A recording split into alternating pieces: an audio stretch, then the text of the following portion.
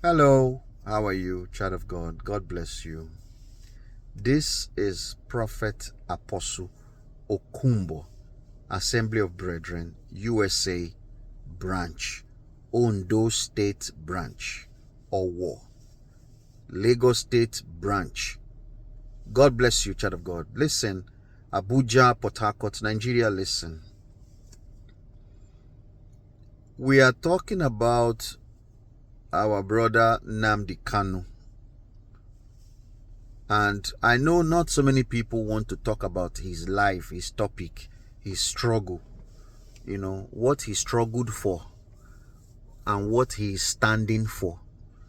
And a lot of things that has happened to the Igbo tribe all through the years.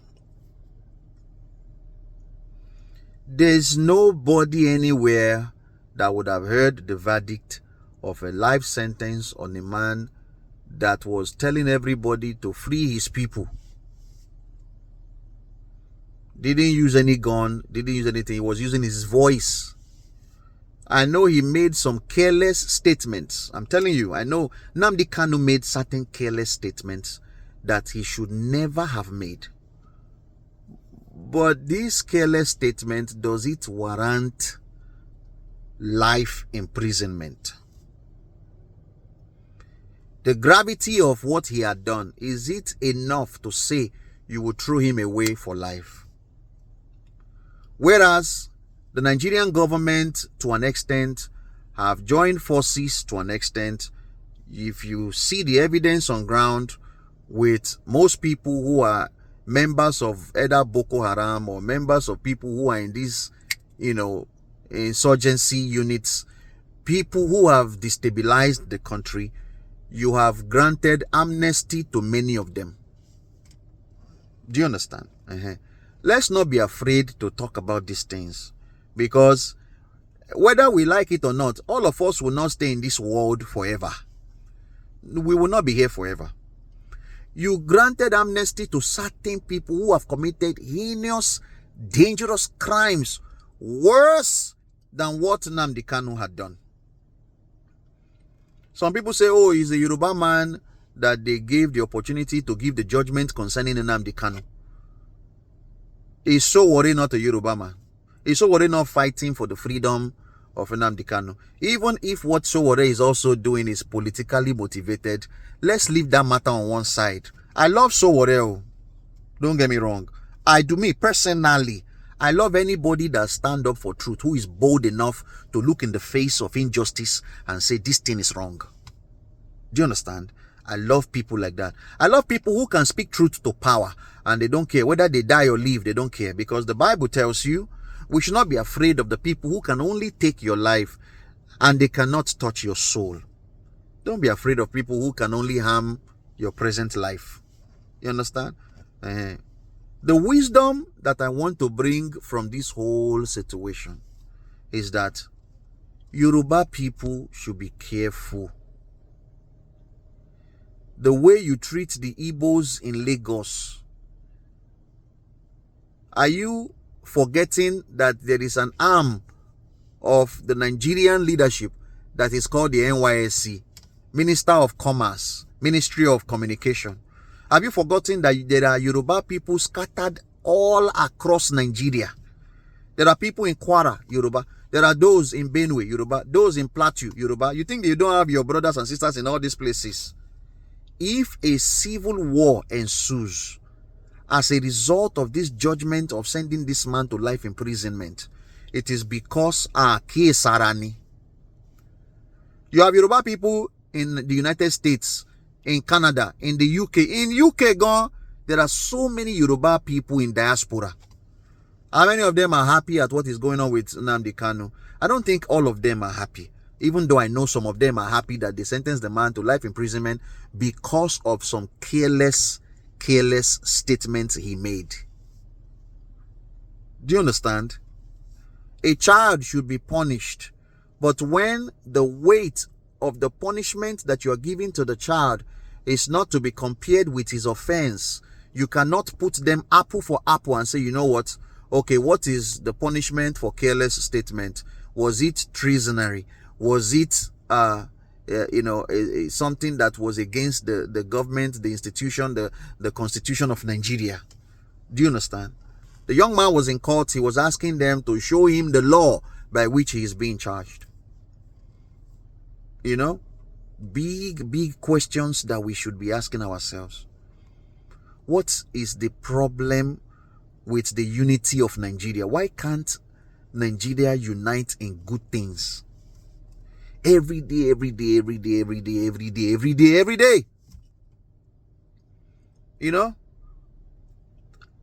Do I support NNAMDI KANU? What he did? 50%.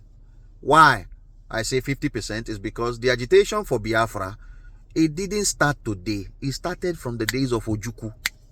Ojukwu, not even Ojukwu, sir. People that came before Ojukwu were crying for their freedom because they are saying that the Igbos have been marginalized. Peter Obi came and said he wanted to be president. You see what happened. I told the people, I said, when the Holy Ghost came and spoke to me in 2011 about Nigeria and spoke to me about the church, the only fear I was having is the fear of a civil war. If a civil war breaks out in Nigeria, I'm telling you, neighbor killing neighbor. Hausa people poisoning tomatoes for you to buy, poisoning their orange, poisoning their cow. You understand? Igbo people selling you fake drugs so that you can die. You have Igbos who are in medical departments where life are supposed to be, are supposed to be saved. You now bring a Yoruba man and say, oh, let an Igbo man operate on the man. And the Igbo man will say, you know what, you people put our brother in jail. Before you know, this thing can skyrocket into anything. This thing can turn into anything. When we have power to do justice to certain people, we should also ask for wisdom. When they captured this man from neighboring African nation and brought him to Nigeria, I was telling certain people, I say, I know that they will not let him go. I was saying it days before they even sentenced him. You understand? The pain of being a Nigerian is to be a Nigerian. Once you are a Nigerian, you're already in pain. This is why we left Africa. When I left Africa, I told the people, I said, there are 4 demons that have entered Nigeria. One is coming through politics. The other one through religion. The third one through family. The other one is the love for money. There are people who surround this judge, that sentenced NNAMDI KANU or Motosho. Great man. If you look at his biography and how he went to, I believe they say he went to Agoiwoye and he went to school in certain places. Very great man. Who are the people that surround him, giving him the advice to do things like this? Was this judgment, is it the right judgment? This is my opinion as a prophet. Is it right to have done this to that man? Where is your brother Sunday Igboho? Sunday Igboho also, sorry to say, I have to bring his name into this video. He also had an agitation for free Yoruba nation. The Odua people. You understand? They say because Sunday Igboho collected money and then his own case died down and he should not be talking about the Republic of the Yoruba people. Yoruba people, I love them so much. I was born in Yoruba land. I was born in Lagos. 99% of the people I work with in Nigeria are a mixture of both Yoruba and Igbo people. You understand? When something is happening to your brother, regardless of their tribe, pay attention to how the matter ends. Because the person that wants to solve the problem between you and your brother has to be somebody who understands the pain of your brother. You understand? If you don't understand people's pain, you cannot solve their problem. You will create more problem for them. You understand? I sat down under the ministry of a man in Lagos until God said, oh brother, it's time to leave this man behind. Why? Because I'm telling you, I'm using the opportunity to tell you why it is very bad to treat people bad because you hate them. And because they are making a mistake that you have also done before. Something that you have done before. If you look at the Constitution of Nigeria, somebody is telling you that the Constitution expired after 100 years. That's what NNAMDI KANU said. And if you go and look at the history between the British colonial masters and the people who are also telling you now that they want to invade Nigeria, it's the same thing you are about to see. Same thing. If the United States invade Nigeria, Nigeria will be worse than Libya and Venezuela. You think they don't see injustice among you? They do. How long will a people cry and say, leave me alone, before you leave them alone? Is that not also to be compared, to what people do when somebody say, oh, you know what?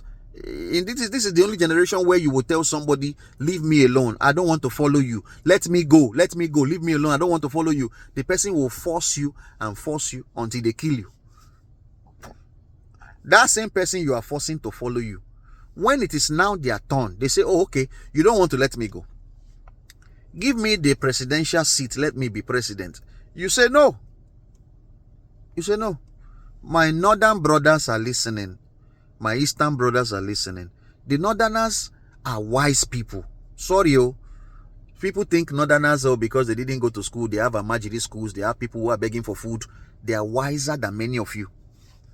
Why didn't they let a judge from the north judge NNAMDI KANU?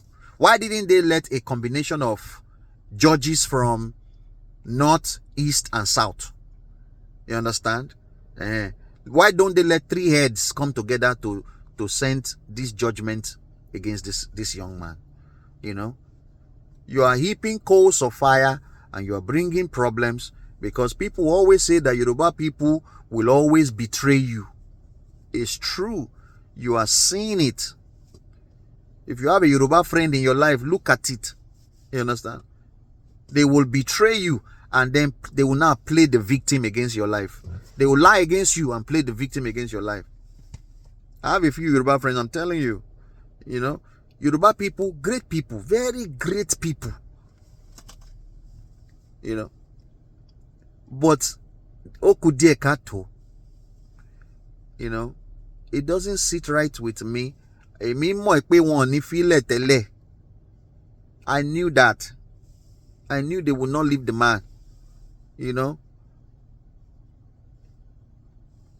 But you are granting amnesty to people who have killed thousands and thousands of people. People are crying about the Nigerian genocide now, Christian genocide, and some people there still say, if you go and trace the people who are saying that there's no Christian genocide in Nigeria, you will also see the faces of the people betraying the church. You will see them. They think we are saying it so that the American government, the Canadian government, the government in the UK can allow us to stay in their lands. Don't you know that most of us, sometimes people go abroad and they are tired of staying abroad? People get tired. People go abroad, they want to go and visit their country. They are afraid to go, because if they go, something bad may happen to them. So everybody's running away. And Satan, our enemy, used this thing to capitalize on the destruction of families. There are men who have left their wives for 10 years. There are women who have left their husbands for 20 years to see them again. All kinds of things would have happened to their families before they now unite. May God have mercy upon this generation. This generation, I don't know. You understand? Let me tell you something as a prophet. If it is injustice to KANU, what this judge Omotosho did, God will overturn the judgment. This is how God works. God is not a respecter of any man. Do you understand? Because where that man is, the pain he's going through, the pain he's facing, every true human being that has empathy and compassion should be feeling what the man is feeling. Somebody is telling you he does not want to stay with you anymore. Let them go. I have people in my family, I go to live in their houses. By the time I see how wicked they are, I don't stay with them. I run for my life. Because if somebody buy food and they only remember you when it is one more spoon to carry to finish the food, you better find your way. You understand? Same thing I say to my Igbo brothers in Lagos who are being used, abused, and dehumanized by so-called end-time message preachers. If you see what they do to you in the secret, you will find your way back to your villages and cry to God. Forget about the food and the water and the money that you get from these people. These are the things. You can do it yourself. You understand? Don't let anybody oppress you because of food. God bless you. Amen.